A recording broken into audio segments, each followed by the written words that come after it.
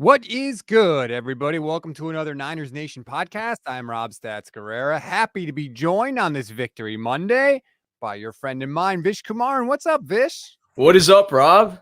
It's been a week, but we're finally back and another Victory Monday. I was unfortunate that I was able to miss the Commanders Victory Monday, but I saw you held down the fort. You did what you did. You do what you always do. But I'm really glad to be back here after a really interesting performance and definitely one with a lot of things we can discuss against the Las Vegas Raiders. Yeah, you went to India, so I'm glad you had a good trip. I missed you last week. I'm glad you're back in the saddle. Yeah, I'm back in the saddle. Kind of jet lagged. Watching the Commanders game in India was a very interesting experience.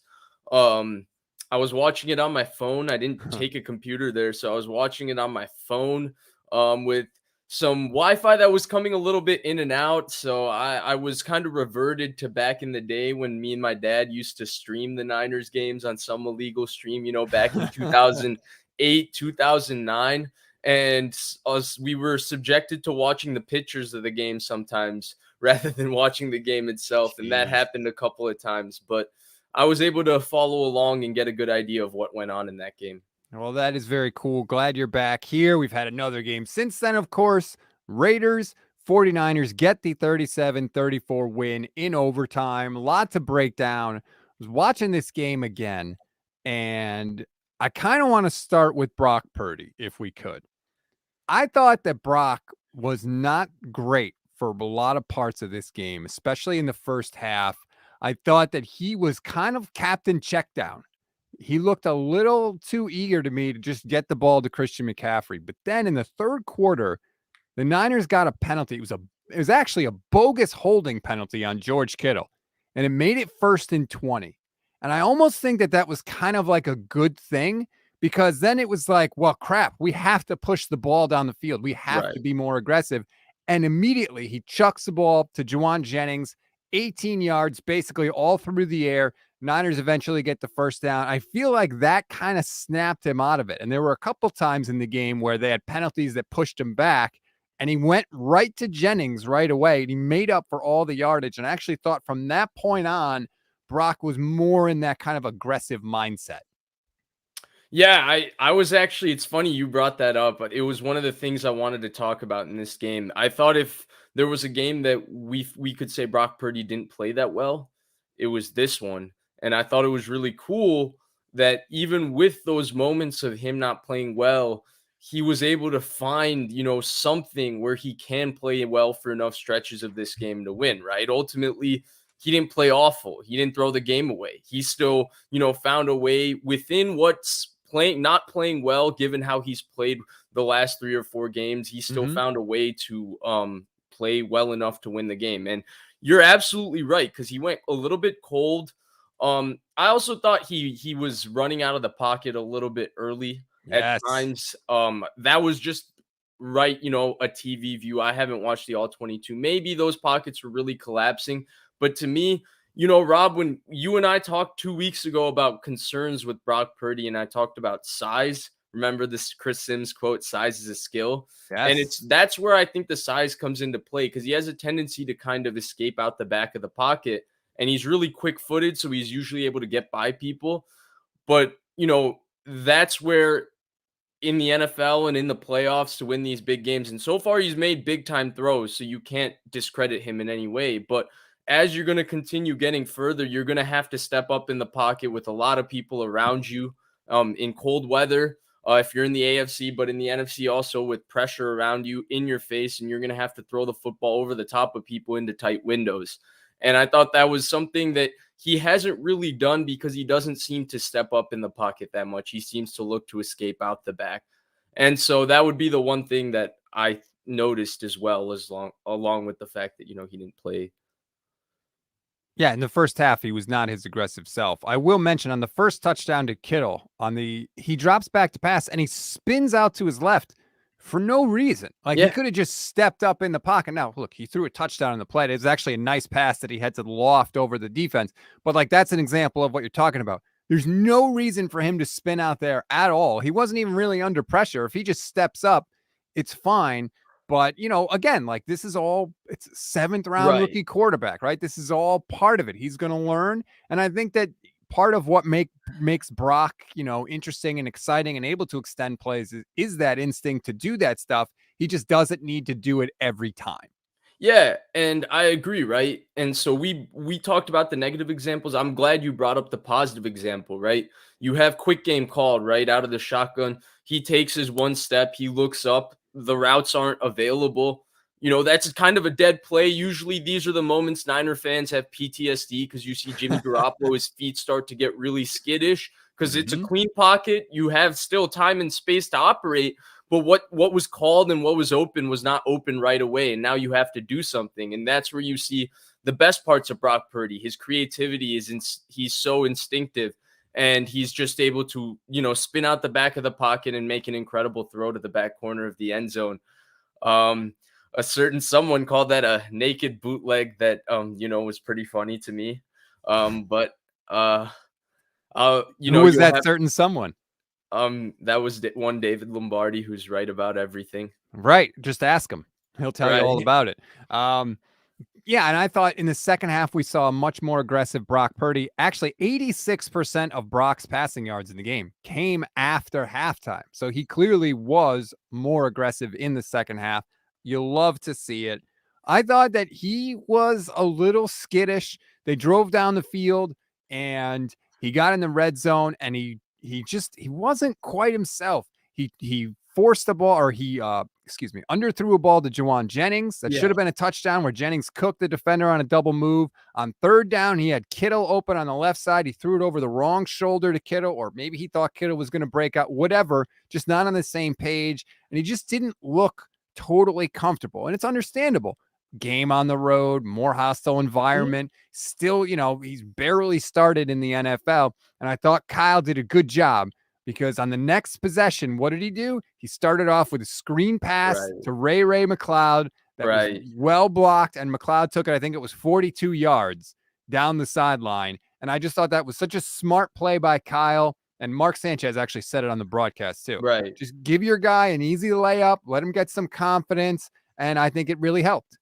Yeah, that was their bailout play, right? And Shanahan seems to always have one to kind of get his quarterback back under control. That's why I don't want to sound like I'm banging on the guy, but that's why the Garoppolo after the interception stat used to always frustrate me, because I felt like Shanahan after that was just manufacturing kind of the statistics to make sure his quarterback didn't make another mistake. Man, not to bring him up, but to go back to Purdy, I think one thing that's really cool, right? You talked about the bailout play and you brought up Ray McCloud. Before I move on with Purdy, we do got to mention he has been awesome on offense since Deebo Samuel has been out, and in the return game as well the last 3 or 4 weeks. And knock on wood, he hasn't done the unthinkable yet in terms of fumbling, which was the one concern. So good for him, right? He rectified the one thing that we were all concerned about, and then he's been impactful both on offense and on special teams. But going back to Purdy, I think it's really cool to see kind of the relationship with him and Shanahan and how Shanahan calls the game. You can see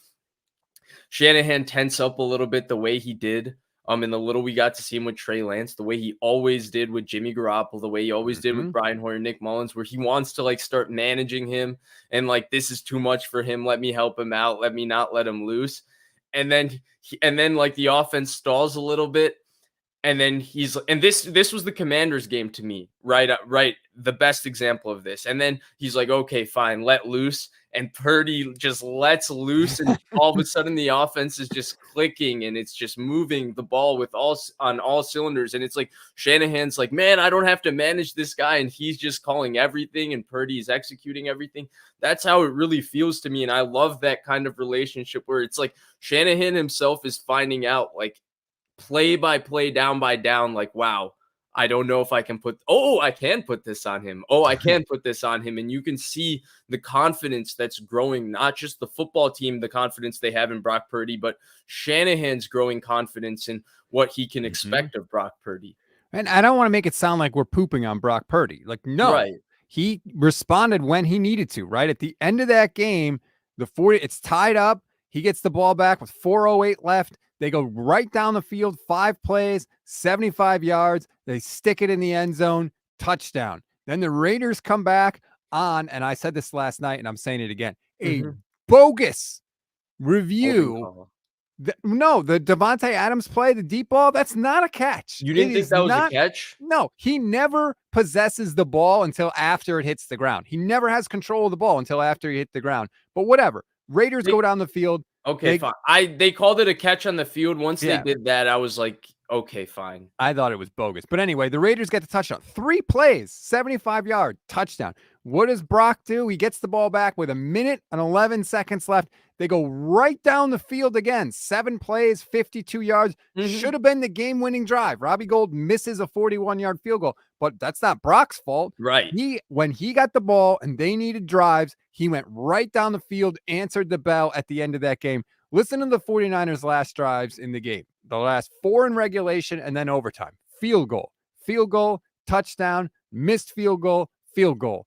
Brock brought him down there, man, and got points when they needed it. So I don't want to sound like I'm pooping on Brock Purdy. He responded at the end of the game in a big way. And you heard Brandon Aiyuk afterwards say, this guy showed us he's on another level. He is building the Right. credibility in the locker room that Jimmy built in 2017 when he was leading the team Mhm. to late victories. And you can see that toughness and grit, right, all over him. I thought one of the coolest plays he made while we're on complimenting him. Second play of the game, Max Crosby absolutely whips Mike McGlinchey, I think, on an inside move. I mean, I don't have to say anything. Kyle Shanahan said when he studied all the defensive players, he thought that Max Crosby has been the second best defensive player in the NFL this Yep. year. And Brock Purdy shook him out of his shoes. He made him look funny. Couldn't get a hand on him. And then he had the poise, to go out to his right and then float one to Kittle. Nice, accurate, catchable ball. So that was a really nice play.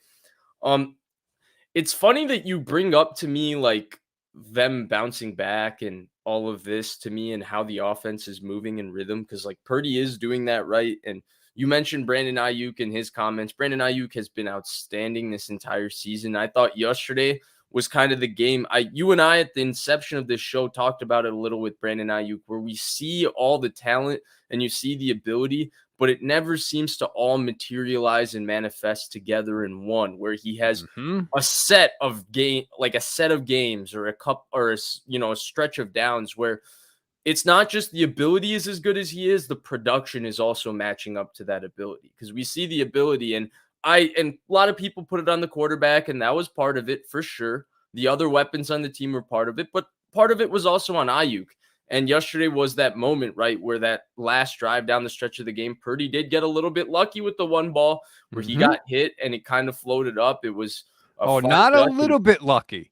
very lucky. Hugely Yeah, lucky. it it Which, it it actually to me, the ball kind of moved and was up in the air the same way as Stidham's game-ending pick was. yep. The difference was Aiyuk went up and made a play for him, and so Aiyuk was obviously fantastic, and Purdy got a little bit lucky, but I actually wanna go to a different point and angle with all of this, right? Aiyuk is playing well, Purdy is playing well. David Lombardi, to his credit now, he's actually made one very, very good point about this offense and how it's actually a kind of a passing offense. And the more I see it, especially with Purdy, I could never embrace it with Garoppolo, even though Garoppolo was playing well, because to me, you can't have a passing offense when you have a guy that has a propensity to turn the football over the way he does. It just doesn't make sense. And I always understood why Shanahan had to ultimately manage him. You just can't trust him to make enough good decisions in a football game.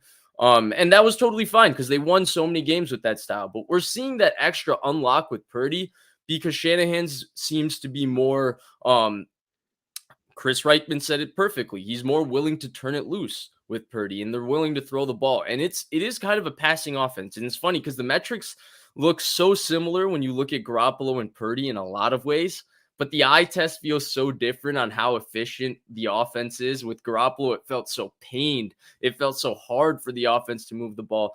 I remember I even made the analogy that it's like an offense with it's an offense with 5 very good NBA players, but they all can only operate from the high post and play from the mid range. And so there's nothing else. And really, a lot of people made the point to me that it was the quarterback. I still think that there is a lot of carryover in the skill sets of the Niners' weapons, but we're seeing that changing quarterback does make a difference. But I say all of this to say, like, it is a passing offense. And to me, that's why we're seeing the efficiency. Yeah, Christian McCaffrey was awesome yesterday. But when you add Deebo Samuel back to this equation, to me, when they're able to throw the ball first, it's actually opening up their offense, which is so different because this offense has been relying so much on the run game to open things up the entire Shanahan tenure.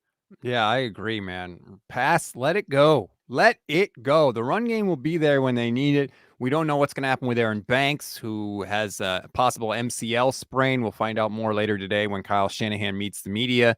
Daniel Brunskill, though, came in, played well, had a key block on a screen pass to Christian McCaffrey where he goes like full Superman and just totally extends and gave McCaffrey just enough room before Christian absolutely steamrolled a Raiders defender on the 30-yard line. One of my favorite plays of the game. But I agree with you, man. Kyle, let go. Loosen the reins just a little bit here and let Brock throw the ball, chuck it down the field. And I actually like, you mentioned Ray McCloud earlier. Danny Gray lives and breathes. Had a carry. I actually thought he could have broken it for more yards. He stayed outside. He should have gone inside Kittle's block, and it looked like it was set up for him. But I was like, who the hell is number 6? What's happening? And then Danny Gray, like Kyle's been dialing up some stuff. They had a nice run to Aiyuk too. Another like end around, which I thought was set up for more yardage. So when he was coming around, it's funny. They got like, I think 24 yards on that end around to Aiyuk. But when he was coming around, the convoy of blockers they had, I thought he was going to score. Yep. And every time around the edge. And I don't know. I'm going to have to go back and watch that one on the All-22. But that was one when I watched that play. I thought, man, if they had Deebo to score on that play. I think it was Ray that to me looked like he didn't quite finish his block, but I need to see the All-22. Right. Because it's also really hard to say because Aiyuk is really, really, really good with the ball in his hands too. He's not Deebo, but he's really, really good with the ball in his hands. So if he got 20 yards, you would have to think something went wrong and it wasn't him that. But it looked like they had it set up for a touchdown. I really appreciate too Mark Sanchez calling the game. Every time there was a play like that, he would go, "Oh, yeah, whoop." It's like it gets you like excited. I kind of like Mark Sanchez. I love Sanchez on the call. He's like the new Romo. Yeah, like Romo's gotten a little bit annoying now with all his gimpy excitement. Sanchez, it feels so genuine. I don't know. There's something with both of them though that's just like I'm really nerdy football guy, just excited to watch this game. That's so much more fun to watch along with rather than the really like well-spoken, well-to-do, like points laid out, like play-by-play person that just talks at you very like, I don't know. It almost feels a little arrogant because it feels like they're just telling you what's happening in the game rather than watching the game with you. While Sanchez is like, oh my God, this is so cool. He's watching it with you. You're right. That's a really good way to put it. So yeah, the 49ers offense, once again, 37 points. I mean, they reach 37 points routinely. One point I wanted to make is, you know, like sometimes your defense has games like this, and we're going to get to the D, but I just think it shows the evolution of the offense. Like this game happened, right? The Chiefs game happened earlier in the year, and the offense just could not keep up against a defense in Kansas City that is not very good, but the offense just wasn't in a place yet where they could win that kind of game. Now they are. The run game blocking is better. Obviously, Brock Purdy's been a revelation. They're using Kittle more. This offense, this is a game they could not have won earlier this year. And the fact that they did shows the growth that the 49ers have had from the beginning of the season to now. Yeah, absolutely. I 100% agree with that. And I actually, you know, a lot of people are going to talk about this game and they're going to talk about the defense, rightfully so, right? It was another poor performance, the second one of the season from a defense. And I guess when we do talk about it, because I think we do put the historic label on this defense and they've deserved that distinction, right? Shutting out the Saints, some of the performances versus Miami and Tampa Bay and all of that. But historic defenses can't have two stinkers that were this bad. I mean, other than the one goal line stop, they really could never find anything on defense until the end of the game. Like it felt like the Raiders always had an opportunity to move the ball. But you know, not to talk about that. The point I really wanted to make, apologies, Rob, there. I was going to start going on a long tangent about the defense, but I caught myself. Pumping the brakes on yourself. I like it. Right.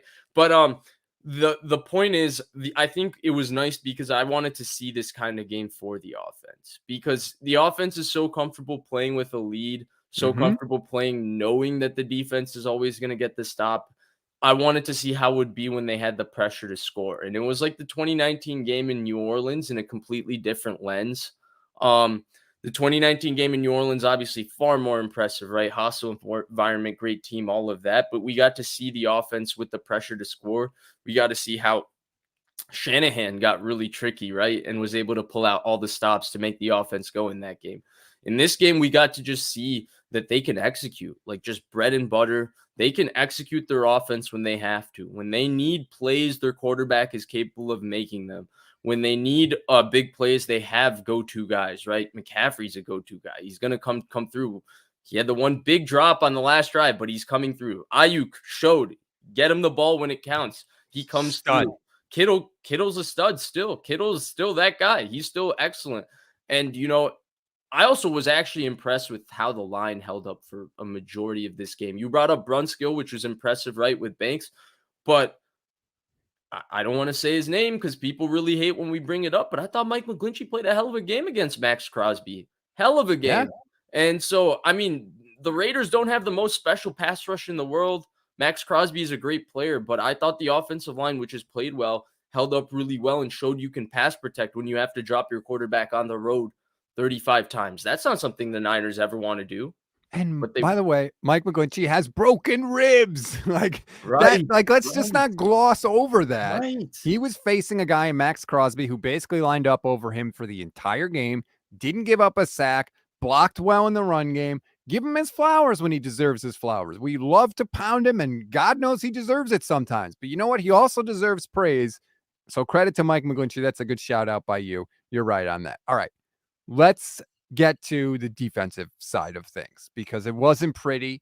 As we know, 49ers D gave up 500 total yards in the game. That is a lot, 34 points. Rewatching the game, I feel a little better. The one thing that worries me is not the running game because Josh Jacobs is just really good. Like a lot of his runs were just him making people miss and gaining yards. It wasn't like, oh, the Raiders were dominating the line of scrimmage. It was just that Josh Jacobs is really good. The thing that worries me in the passing game is it was all like chunk yardage and guys were wide open. There were some contested catches, but a lot of it was not contested catches. That's what worries me for the 49ers defense is did Josh McDaniels crack the code a little bit? And can other teams repeat it? That's what I want to know going forward. So in terms of cracking the code first, schematically, look, the Niners defense is creative, but it's not like they do so many things that nobody in the NFL has seen. They line up and they play cover three a lot and they rotate into cover three a different ways. They'll play different versions of it. They'll also play a lot of quarters coverage. They'll play man when they have to, and then they have a variety of pressures, sim pressures, all of this. But the point is, they're not like this. The core of the scheme is something the NFL has gone against for many years now, right? It's the Seattle scheme. So, like, in terms of cracking the code, a lot of people know, hey, against this defense, we're going to try and run all of these concepts. Now, the difficulty against the Niners defense is they are so well coached and they've played in together in this defense for so long. They know that this is how you're going to attack us. And yeah, there's no way you're going to attack us because we're ready for all of these things. And so that's the entire chess match. So in terms of cracking the code, like, yeah, I think McDaniels is probably one of the smarter offensive people in football. I always think, like, whenever I watch his offense, that he always is finding ways to move the ball no matter what he has going on. And he did it with Stidham yesterday. So yeah, like, if you want to say cracking the code, sure, I guess he maybe probably found, I don't know this for sure because I haven't watched the film, but he might have found a couple more wrinkles that other people might not be able to find because he's a little smarter. Yeah, And then he's really good and really smart. There's a reason the Patriots keep hiring him back. Exactly. There you go. And Tom Brady respects the crap out of him and all of that. And then their weapons are really special. Really Rob. good. Like, Adams is as good as any receiver in football. Renfro is really good. Waller is very good. And then Josh Jacobs is a top 5 running back in the NFL. So that's very good. And then their offensive line is not bad. It's not good, but Colton Miller is a very good left tackle. And then across the board, it's pretty good. And I thought they played okay yesterday, actually. The Niners front that was probably one of their tougher matchups. They did a pretty good job on Bosa, too. Of course, he still came through. They got to sit him when they needed to multiple times at the end of that game. I want to get to this comment from Pizza Party watching on YouTube because I kind of agree. Fred Warner played way too wild and undisciplined. There were a lot of plays where he is flying in like way late. He crashed into Greenlaw, which on the play Greenlaw got hurt. That's Warner coming in late. Now, obviously, he doesn't mean to crash into his own guy, but he seems to do that a lot where he comes in really late to lay the hammer on people. Greenlaw took the brunt of it once on a play. He got hurt. He had that horrible face mask on Renfro, I think it was, on 3rd and 13 when he was dead to rights. There was no reason for Fred Warner to come in like that. And then it led to the 60-yard. Yes, it led to the long Devontae Adams touchdown early in the third quarter. Like, Fred, what are you doing, man? It seems like when the Niners defense gets in trouble with Warner or with Hufanga, it's when they stop doing their job and try and do too much. Just do your damn job and things will be okay. Warner just was undisciplined for a lot of the day. And then Hufanga on that long touchdown, he breaks off of Adams and tries to hit Stidham. It's like, dude, there's 3 other guys near Stidham. What are you doing? Just stop. So I thought that there were some issues there. And he's going to get some criticism. The first touchdown, Mark Sanchez was wrong. It wasn't on him. Our friend Rich Madrid. Rich Madrid had a nice breakdown of it. I don't need to explain it here. I would just have you give more eyes to the tweet of Rich Madrid and please go follow him on Twitter. So he tweeted about it and he did a really nice breakdown of it. So it was on Diamador Lenore. But the second touchdown was on Hufanga. They call it plaster, not the coverage, but when the quarterback breaks the pocket, typically because you can start holding receivers and all of that once the quarterback's out of the pocket. So when you're playing zone coverage, I think they're playing basically spot drop cover 3 on that down. When the quarterback breaks the pocket, the zone coverage just turns into man and you just find the nearest guy and you plaster him, meaning you get on top of him and you cover him. And that was Hufanga's job on Devontae Adams there. But that's the good and the bad. Sometimes you have to live with Hufanga because sometimes rather than doing, what his technical job is, which is, how Tart and Ward played the safety position for so many years, Hufanga just goes with what his brain tells him he's supposed to do and just goes. And that leads to him intercepting a screen against the Rams on Sunday Night Football and taking it back for Monday Night Football and taking back for a touchdown, which is unheard of, right? Ridiculous play. And then it leads to something like that where he doesn't even look for Adams. He goes straight for Stidham, and he did absolutely talk about plaster. He plastered, I think Mark Sanchez made that joke. He plastered Jared Stidham. But of course that left Devontae Adams running all alone and Stidham found him. Stidham made a couple of throws. I didn't know Stidham had that in him. Some of the throws he made yesterday. But yeah, so I guess that happens and you're going to have to live with that a little bit with Hufanga. And he's also only 22 years old. So he's growing in his position and role. So that's also part of all of this. But you're right. In terms of the overall game, I thought Lenore, if we're talking about one particular player, you talked about Warner. For me, it was Lenore. He was the one guy I felt that looked a little bit out of his element. Couple of times he had Josh Jacobs dead to right one-on-one. He's a guy that's been tackling very well this season. Yesterday. Josh Jacobs is a tough guy to bring down in the open field, but Josh Jacobs made him look bad a couple of times. He didn't even put hands on him. And so he had that. And then, of course, the Devontae Adams controversial catch down the field. That one you can't really put on him. He played it about as good as you can play, and he actually turned and located the ball from a pretty funny body position. It was pretty coordinated play from Lenore to be able to get his hand on the ball. It was just ridiculous from Devontae Adams. But he would be the one player for me if I had to highlight somebody that had a really rough game. Before we move off, I agree on Lenore, by the way. Before we move off Warner, though, I want to read this from CJ Leach. Fred Warner seems to get reckless when the D struggles as a way to overcome it. That's an interesting thing. I'd love to kind of go back and take a look at that because he does press at times, and that does seem to be when he gets into trouble. But I agree with you on Lenore. I thought he had a rough afternoon. Yesterday was the first time I missed Emmanuel Mosley a lot.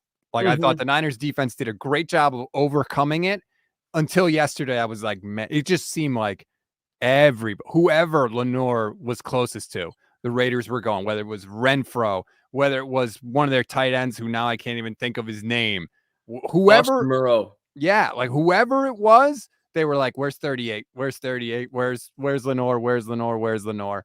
And it hurt yesterday, not gonna lie. Now, like we said, the defense did lock it down later in the game, came up with some big turnovers when they needed to. Shout out Drake Jackson. Loved seeing him get the interception yesterday. I think Kerry Hyder tipped it.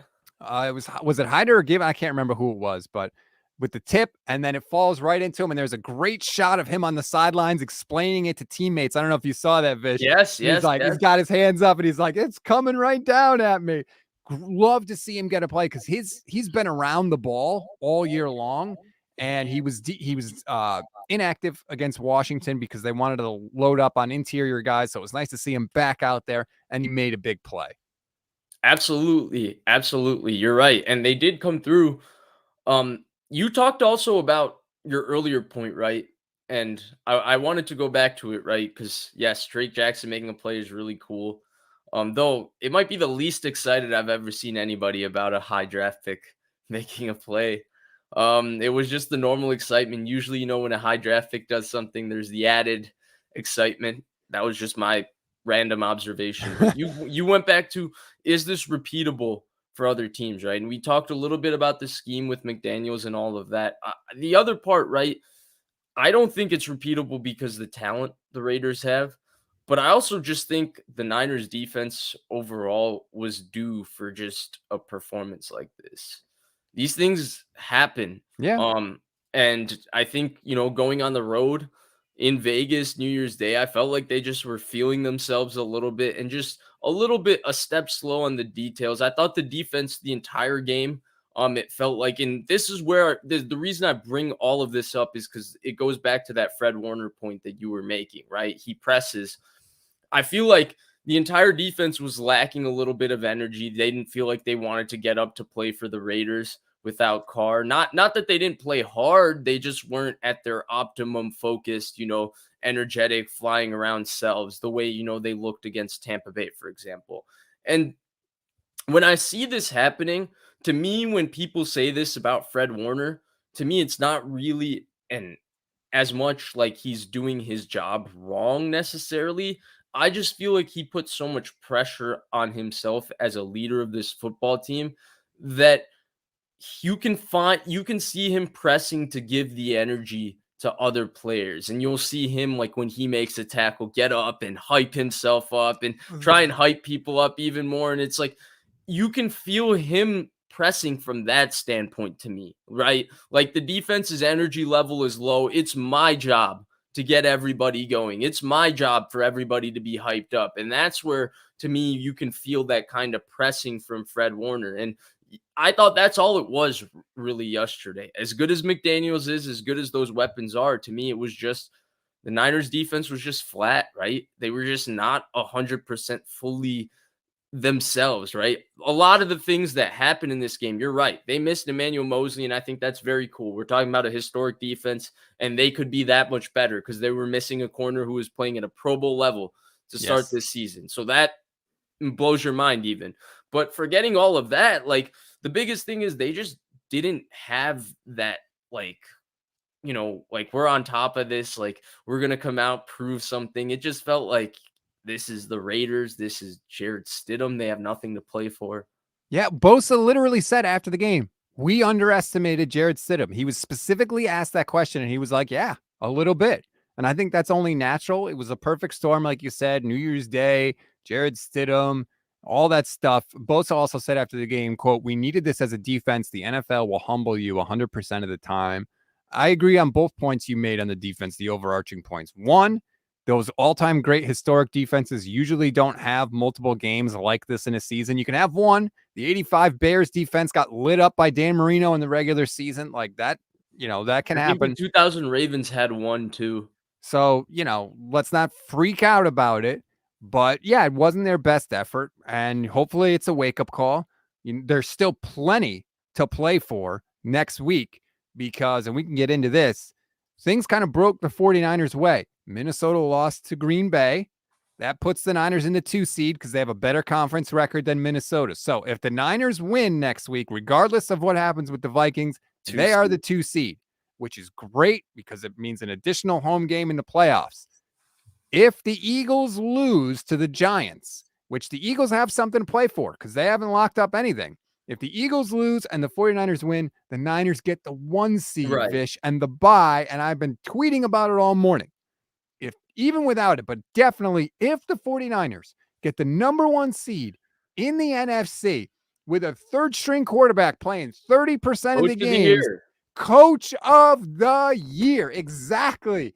Give me a break with Brian Daboll sneaking into the playoffs. Great. Congratulations. That's awesome. Number 1 seed with 3 different quarterbacks playing, and the last one is the last pick in the draft. That's coach of the year right there. That I 100% agree. I think what he's done this year has been nothing short of exceptional.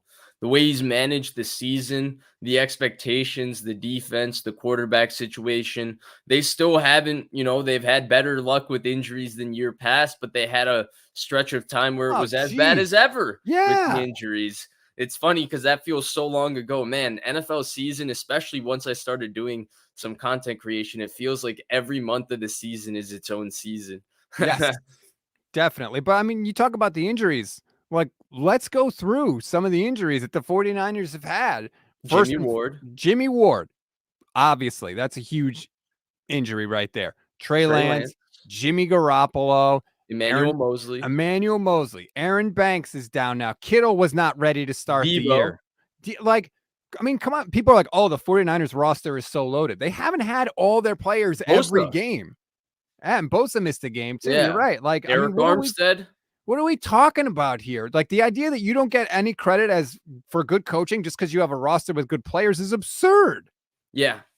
Oh yeah, absolutely. And he gets credit for putting the roster together. In fact, John Lynch, I also think executive of the year. In terms of every move he's made, Yep. pretty much the last 2 off seasons look like home run, home run, home run. He is absolute. He's got the King Midas touch at the moment, with everything he's doing, and let's hope that stays. But absolutely, Rob, coach of the year. And one thing I wanted to mention, going back to the Eagles Giants thing, is that the Giants have nothing to play for. Mm-hmm. In terms of matchup with the 2 seed, obviously, ideally, the ideal first round matchup for the 49ers is the Giants. I think they're going to be the worst team in the playoffs. I think most people would agree with that. Green Bay, I still think the Niners would obliterate Green Bay. I don't think a lot has changed in that matchup. I was someone that was quite high on Green Bay. I thought they would be the 1 seed in the NFC again. I was wrong. Now, there's a lot about Green Bay that's better the last 4 weeks. They've won 4 in a row for obvious reasons. And I do think they're a tougher matchup for everybody else. For example, if Dallas got Green Bay in the first round, I think Dallas would lose. I think the Vikings would lose to Green Bay. But I think the Niners in Philadelphia will, dominate Green Bay. And that's where I don't really care second seed to third seed. But the 1 seed to me is a little different. So I made this big point, and I thought it was going to be my most brilliant point of the season last year.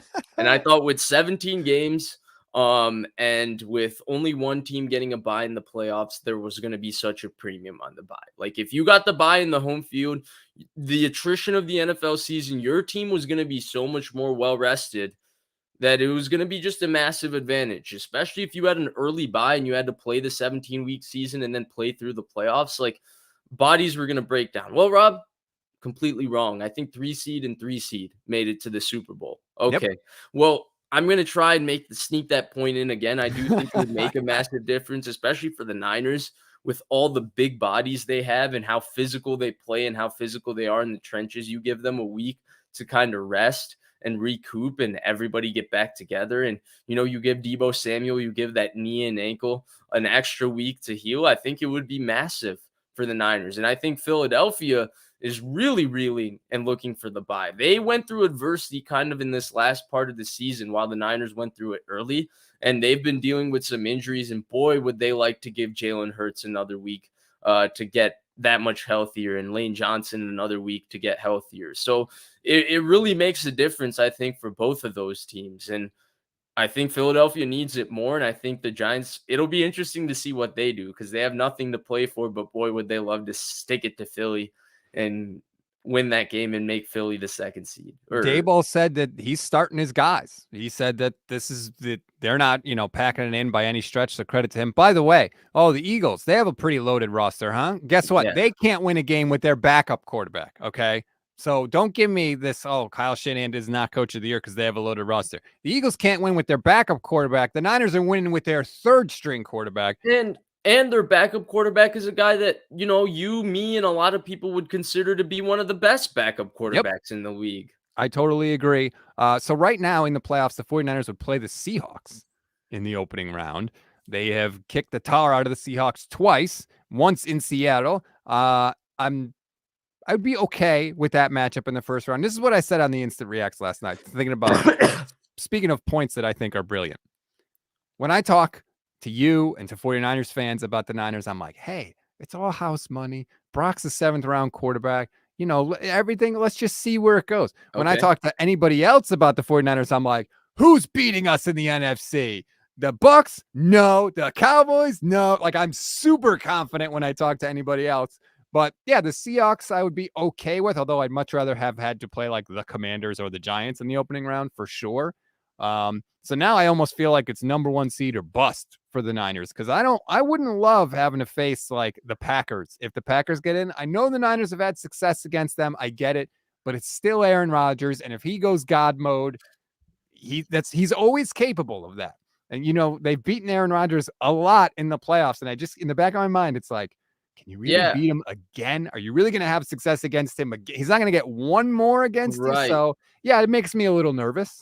I wonder the same thing. And that's why Green Bay is always a little bit scary, even though you've seen the matchup, you've seen the story so many times over again. You just know Rodgers just has one moment. You've seen it too many times with other teams, and you've in fact seen it a couple times against the 49ers too. But Rob, I actually have to push back on what you said. I am a weekly viewer of you on the Up and Adams show.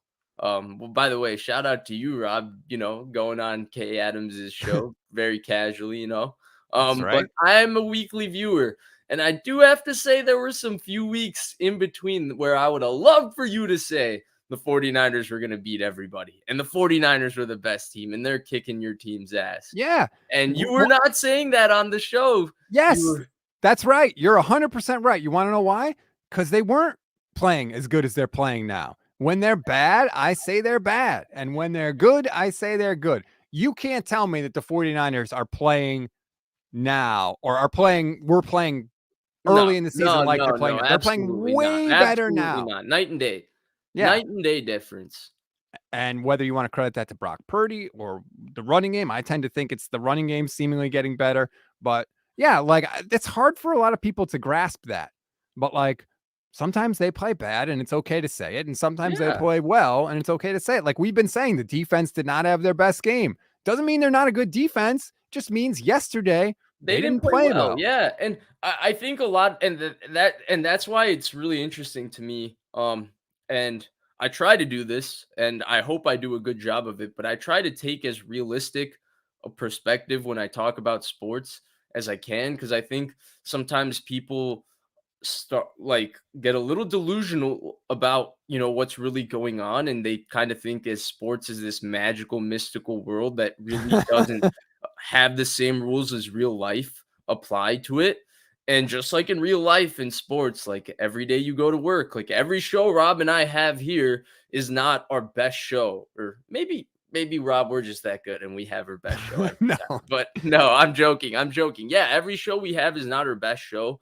You're not always going to have your best performance. And that's what happens when you talk about the 49ers too. We have to react to what happens. They're going to have games where they play poorly. They're going to have games where they play well. And like Rob said, it's not going to be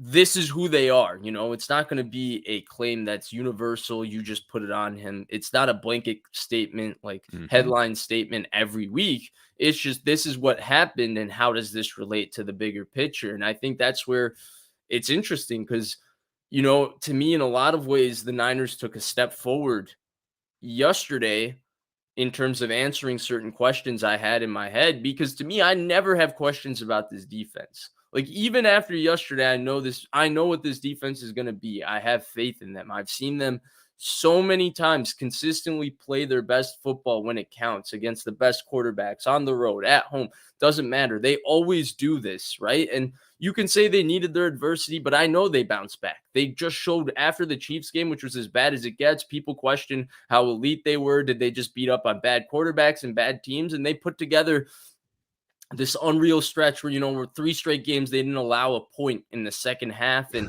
D'Amico Ryans was dominating. They shut out the Saints at home. So they did that. I still, I thought Brock Purdy was playing the best quarterback. I still think he's playing the best quarterback that Shanahan has had played in San Francisco. But I still had these things in the back of my mind where, you never really know whether somebody will react to those situations until you can see them react. And we got to see Purdy go through stretches of adversity in this game. We got to see the team go through stretches of adversity. We got to see Purdy go through, I thought, a really important up and down emotional role for him was taking them all the way down the field, Gold missing the field goal, Raiders getting the ball to start the half. Gibson then, of course, got the pick, but I felt like he was equipped to, if they needed him to make throws and Gibson didn't get the pick, he would have been able to do it. He seemed totally unfazed. He seemed to keep one cool emotion, and that's why he was able to recover and play well in a game that he also played poorly in for stretches. And so because of all of that, I thought it actually answered questions, Rob, and I thought it made me more confident in how the Niners will react, because look, the NFC isn't very good, but it's not going to be smooth sailing to win a Super Bowl. I totally agree. You're not blowing everybody out by 30 points. Bernie watching on Facebook said, okay, this was an ugly win, but let it be known the 49ers as a team needed this for their confidence in Purdy. I think that there are boxes that every quarterback has to check. And we started to talk about it with Trey Lance, and he was checking them off, in the preseason and stuff like that. We were very happy about it. Once you get into the season, there's other boxes you have to check.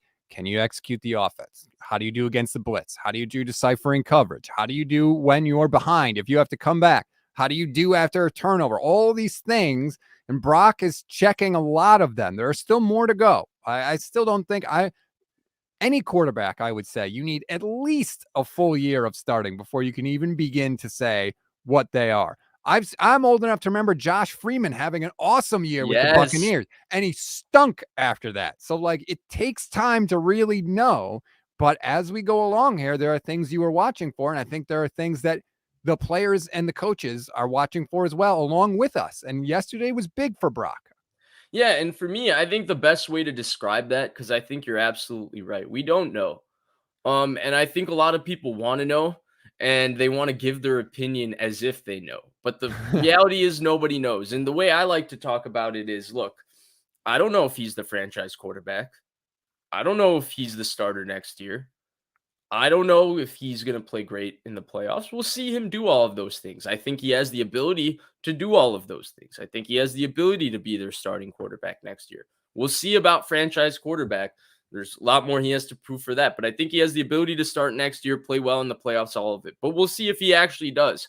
But so far, what we have seen, which leads me to think he has the ability, but it doesn't ultimately, it's not going to be because he's played well so far doesn't mean he's going to be great and going to start the next 10 years. But Right. so far, he's been great. And we can talk about that. And that conversation doesn't have to be mixed with, well, he's the starter. He's the next Joe Montana. He's the next Brady. He's the next this. It's just, he has been awesome so far.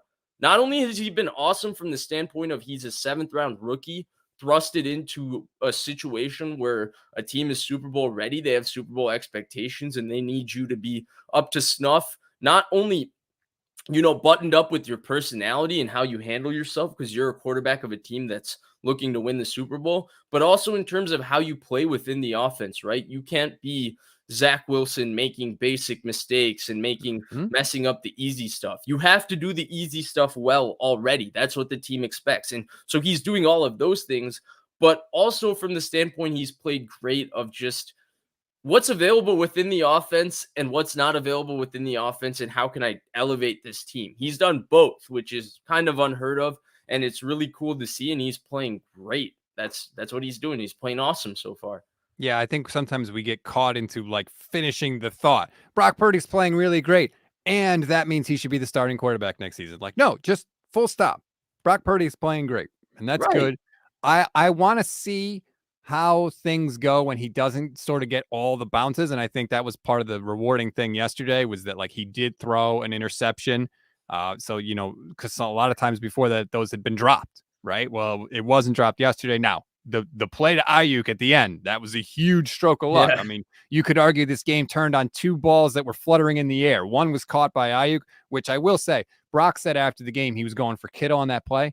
Kittle is wide open Yeah. on Yeah. that play. He's behind everybody. But doesn't matter. The ball got, tipped up, whatever. But Aiyuk caught it. And for the Raiders, it was intercepted. Not only was it intercepted, it was almost returned for a touchdown. Michelle Majiuk's big bet going into that game was defensive touchdown. It was plus 500. She Oh, was like, it's tough, going to happen. tough. Right after Gibson goes out of bounds, she texted me like, that was my defensive touchdown. It would have been That's pretty brutal. sweet That is brutal. if So that's how it yeah, ended. I mean, I know a lot of people that had Niners minus 9.5. I had Niners And -6, and I still lost. yeah. Oh, then you would have been rooting for that defensive touchdown Well, I in don't think they overtime. kick the extra point anymore. They used to. Oh, right. They They don't. They stopped don't. They doing it. don't. You're right. So I You're right. I Oh, would have okay. pushed Okay. at best, but yeah. By the way, I think the Niners are 13-point favorites next week against Arizona. Are you I mean, gambling all the Nick Bosa money? Is that what it is? well, I got the Nick Bosa money. I had the Ravens over 9.5, so I hit that one too. So it's been a Look decent at year you, betting Rob. wise. Why aren't you posting about this? They should be sponsoring your bets. I don't trust me. I have Promo a code lot more stats. losses. I also had Trey Lance for MVP. So these are nobody bats 1,000, as they say. Is I there mean, any? yeah, I was gonna say, I feel like the last point about the game, the only thing we missed is Christian McCaffrey is terrific. But the thing with McCaffrey is I feel like you and I have just every Monday we come in here and there's about 5 minutes we spend going, oh my God, he's so good. I mean, he had on the first touchdown drive, he had like 60 of the 65 yards on the drive, and he had almost 200 total yards of offense in the game. He scored a touchdown in 5 straight games. F them picks, man. He's been everything you could possibly have imagined he could be and more. Yeah, And yeah. he's not in the Pro Bowl though. He's not a Pro Bowler somehow. He's not Please going to the Pro Bowl anyway. oh, bold claim by you. But I mean, like, think about how absurd that is. That I'm sorry, man. Tony Pollard over Christian McCaffrey? No. And Pollard's had a good year, but not a year that Christian McCaffrey's had. I absolutely agree. And then the last thing, I do you do you want to give kind of our initial takes? Here we are, because I mean, people are talking about it already. It's not really relevant to today, but do you want to give, January 2nd, start of 2023? By the way, Happy New Year, Rob. But do you want to give our kind of takes of where we stand with right now the Purdy Lance kind of entire dynamic and what we expect to see moving forward? Okay, well, one thing we should get into, and I got into it a little last night, and everybody got mad at me, but I really want to talk with you about this because Lance had a second surgery. Yeah. He had a second surgery, and, as always, the 49ers, oh, it's fine. He'll be back for OTAs. Everything's cool. Just to remove hardware. No big deal. All I'm going to say is this, Fish. It was a second surgery. It was unplanned. Now he's back on crutches. I tweeted at the time. I didn't think it was a good sign for Trey Lance. And I'm a little nervous. I'm definitely a little nervous. And the only minor surgery is surgery on somebody else. All right. Anytime they cut your body open and, introduce the risk of infection and Yeah. all that stuff, it's not great. No, I agree with both. I agree with you first. I think that a lot of people are kind of diminishing the severity of any surgery in general. There's a reason people actively try and avoid getting surgery. It's Yep. not good to obviously cut your body open, whatever. And then the second part of it is a lot of the people who are medical professionals and are far more well versed in the subject than me, who I know nothing.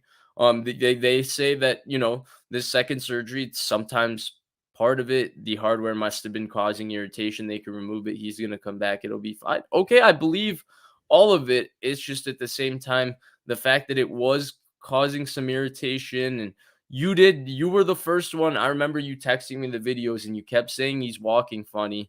You kept saying he's walking funny. Yep. And so because of that, not that he won't make a full recovery, I do think he will, but just the fact that now he's getting another surgery, he's on crutches again, then he'll have to get back to walking again. Is the timetable just going to be a little bit tight in terms of pushing himself to get back? I wonder, but he's the only person that can answer that question.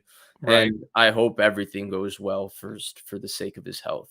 Lee Ving on YouTube says, "Is the hardware a screw? Was it meant to be removed?" I think it was like a plate that was inserted. They do it there to strengthen the bone, Yeah. but it wasn't supposed to be removed. The plan was to just leave it in there, and it can make the bone not as strong. Obviously, when you take out that support. I know a lot of people are like, "Oh, it's routine." I've had people message me. I've had hardware taken out. I was removed. It was way better. I'm not saying this is like a career-ending injury. All I'm saying is it wasn't a good sign. And you're right, Vish. I didn't think he was walking great. I thought he was walking a little odd, and maybe it's because he was in pain. Yeah. And I think leaving, you're asking the question, right? That we can't really answer. The one thing we can't say is like, yeah, it's supposed to be routine. So my understanding basically is that they do this procedure if you need it, but they put the plate in not with the anticipation of removing it. But they Right. can remove it and do this procedure if you need it, and it's not considered to be serious or fatal. But they put I and again, correct me if I'm wrong, but because I'm not obviously going to pretend like I know something about this because I don't.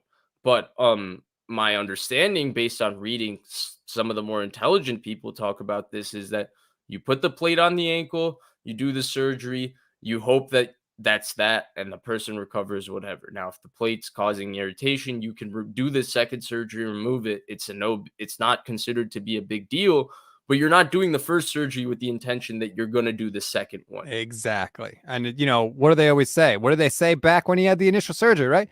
Trey Lance had successful ankle surgery. Right. Well, now over the weekend, he had to have successful ankle surgery after his first successful ankle surgery. So it makes me nervous. All right. And I'm going to be honest. You're talking to a guy.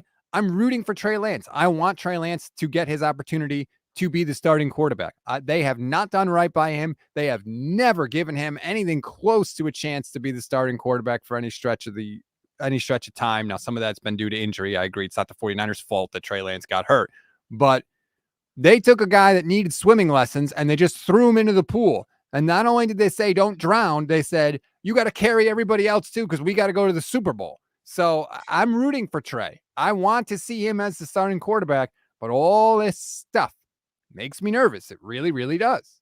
Yeah, no, and it doesn't make me nervous from the standpoint of like, I think the Niners quarterback situation is screwed because I feel like no matter what, they're kind of in the perfect spot. Given how Purdy is playing, Lance is a little bit of an unknown. Obviously, they're not in the perfect spot. That the perfect spot is that you have a Mahomes or a Herbert or a Burrow or an Allen who who's going to be your guy for the next 10 years and you know how good he is. But they're in the perfect spot in terms of they're going to have financially the best Yes. quarterback situation in the NFL next year, right? Mm-hmm. If Purdy starts, Lance is the backup, it's still a very cheap quarterback room. If Lance starts, Purdy's the backup, it's still a very cheap quarterback room. And for being a non-quarterback driven team and the way Shanahan has shown he can manage everything, including the quarterback and manage the game, and then how good the defense is and the number of players they're going to have to pay and coming up and some of the financial decisions they're going to have to make, and they're going to have to go through the draft, with less, um, draft capital in the early rounds compared to what they've had in the past, obviously, thanks to the Christian McCaffrey, Trey Lance trades in the next draft. When you add in all of that, having a cheap quarterback situation with the cap about to, expand and boom is going to be a massive advantage for them. Yes, 100%. But you got to pay Bosa. And look, that's not a negotiation with Nick Bosa. That's Right. him writing down a number on a sheet of paper and then doing that slide it across the table face down thing. And then the 49ers should just pick it up and say, yes, sir, we'll get you. Would you like hundreds, 50s? What They don't denomination? even sign it. Right. He sends the paper and Jed York immediately gets on his phone. Nick Bosa gets the notification, papers signed. Right. Like that's all it should be. But you're going to need that money. So having this young quarterback room is great. One last thing I want to say about Trey Lance is I feel like with this kind of surgery, everyone's glossing over it now. Brock Purdy's in, yada, yada, yada. When people feel safe, it'll be the kind of thing where you look back and be like, Trey was in a lot of pain. That surgery, they really had to go in and clean up a couple things. The first one did not go well. I feel like you find out more information about this stuff later on. Like if Trey gets in next season and starts playing really, really well, it'll be one paragraph in the story will be about he really had to battle through adversity in December when he had that surgery. Or if it doesn't work out, right. You'll hear it the same way the other way. Well, he was actually everything they believed they thought they were, and they traded up Right. for, and they made the pick correct, but it all went south when he hurt his ankle. He just never really recovered. The ankle was never right. I mean, we just heard Chris Long. I heard him on a podcast talking about Carson Wentz, and he said his knee was never right, and he forced it to come back, and he was unable to play the right way because his knee wasn't right. And then his knee not being right then led to him having back problems and all of that, and then loss of confidence in his career fell off. So, yep, I'm telling you, there are no inconsequential surgeries. None. All right. I mean, I think in general, when we're talking about injuries, I think people take for granted too much a guy being able to come back, not only come back to where he was physically, but to come back and play the sport of football to where they were. I mean, obviously, so many people do it and they make it look routine that we kind of come to expect it. But that return from injury and coming back is every bit as superhuman as the feats these NFL players do on the field as well. Yes. And it's more normal for us to have injuries, and they're doing it obviously within like a 6, 7, 8 month time frame too. So yeah, I think we kind of take it for granted at times. Yeah. I totally agree with you. I'll never forget being at the Super Bowl in 2012 in New Orleans, and I was on Radio Row, and Mario Manningham was there, and I saw Mario Manningham. And if you remember, he got hurt for the Niners, and he was on crutches on Radio Row, and his leg, he had a huge bandage on his leg. It was huge. And I got caught staring at him because it was like, oh yeah, he's hurt. This is what a hurt person looks like. Like he's physically injured. In our heads, it's like, okay, he's hurt. They go away, they disappear. And then when you see them again, they're healthy again. So you never see like the actual effects, the consequences to that. So I was literally staring at him to the point where he looked at me and he gave me like a, what's up? Like kind of like, what's up? But kind of like, dude, you're freaking me out. Yeah. And so I had to like snap out of it. But yeah, I totally agree. We absolutely take it for granted too often. And in the criticism, right? Like, for example, Mike McGlinchey to start the year. To me, one of the impressive things is that he's progressively, it looks like he's moving better. Like, yes, he has the ribs, but in terms of his lower body, like he was recovering from such a serious injury. He might not have had his feet fully under him to start the year. And then Kittle to me is the best example of this. How many conversations do we have about him? And then, Shanahan was talking to Greg Papa before the game. By the way, that's a great interview series with him and Papa. Probably the most open he is in any sort of interview setting. And he goes, yeah, no, we had to take it easy with him. He couldn't really practice. We were nervous about like tendonitis and stuff like that. And I was like, what? And then it starts to make more sense maybe why George Kittle wasn't impacting the game at the usual George Kittle level. He was only pretty to very good. Yeah, and now he's set a career high in touchdowns for the second straight year. He had multiple catches yesterday. Just the first guy just never brings him down ever, unless he has to like jump for the ball, and then he's literally not connected to the ground, and then he gets tackled. Other than that, he's breaking a tackle. He's picking up 3, 4, 5 more yards, if not more. And it's great to see. His resurgence has been a welcome welcome boost for this team. All right, that's going to do it for this edition of the show. Again, please rate, review, follow the Niners Nation Podcast Network. Smash that subscribe button on YouTube. Press that like button, please, please, please. It makes a big difference for us. We have crushed our download record. Last year, we set a record of downloads for Niners Nation. This year, we more than doubled it. And that is a credit to you, Vish, and all the other hosts we have here at Niners Nation, and also the support of everybody out there. So we are incredibly grateful for that. I hope everybody had a happy and healthy new year. Vish, I'm glad you're back in the States. We can get in a little bit of a playoff rhythm here as we go forward. I'm looking forward to that. Absolutely, absolutely. And it goes without saying, Rob, but you're too humble, so you won't say it. That record doesn't get crushed without one Rob Stats Guerrera. So, well, I appreciate it. It's a labor of love, I promise you. It's insane that I get paid money to talk about the 49ers, and I will never take it for granted, and I'll never take your support for granted. Last night, we had somebody on the Instant React say it was their birthday, and they were spending their birthday watching us. That's incredible to me, and that really does mean a lot. So thank you for making us part of your lives and part of your day, everybody. We will talk to you tomorrow. Go Niners, 9 in a row, and let's keep it going here as we steamroll into the playoffs.